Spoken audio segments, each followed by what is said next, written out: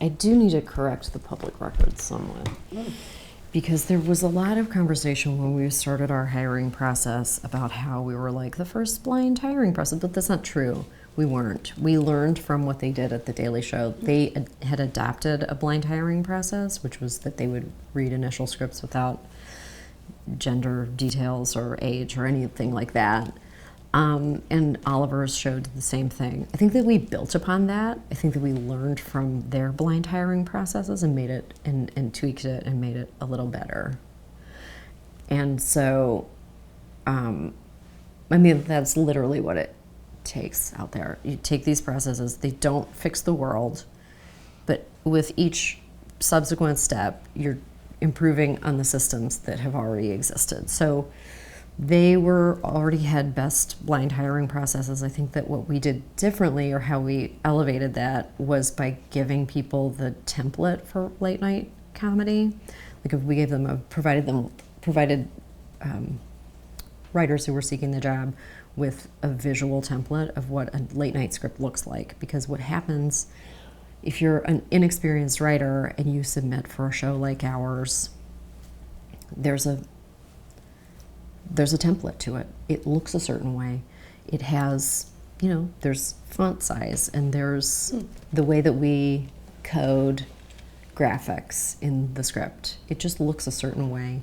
And if you submit a script that's in final draft, when we're reading script of scripts, we can tell just from looking at your script that this is the first script you've ever submitted to late night. And I think it can add bias to the way that you read the jokes. I think that that's absolutely true. You think, oh, this person's very green. Okay, let's see if there's anything here. It takes an extra step for you to overcome your inherent bias. And that is just a technical thing. It's just a little technical blip. It's very important for you to know what scripts are supposed to look like if you want to be on a level. It just levels. It's just like another step of leveling the playing field slightly. And listen, people have the template. Some people don't use it. They still submit things in final draft. And we're like, that's, I think, from my perspective, a mistake, but go for it. No problem. And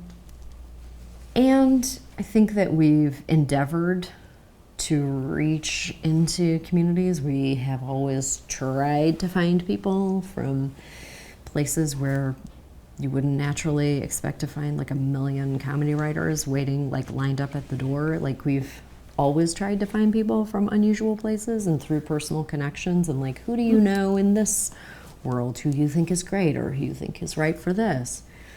Sometimes we succeed, sometimes we fail. Like we have definitely not always found people to be producers when we wanted them. Like it's hard to find people who are the synthesis of all these worlds that we want to explore.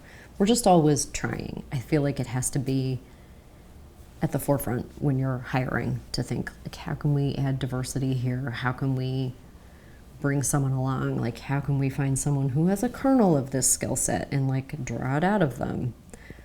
It's something that we're all thinking about all the time. I don't think that we've perfected the system. I don't think that we've like solved the problem of diversity. It's just something that we're always working with. It is never not in our minds. Do you think that's changed the show, and if so, how? I think it's necessary. There's just certain. It just expands the world of stories that you can tell, that you feel like you can speak with authority on. It's important to it's important to have the perspective of the community that you want to do a story about in the story. Yeah. Like it's hard to, it just enriches the subject matter. It's value added. I don't exactly know why shows don't do that. It adds a tremendous amount of value.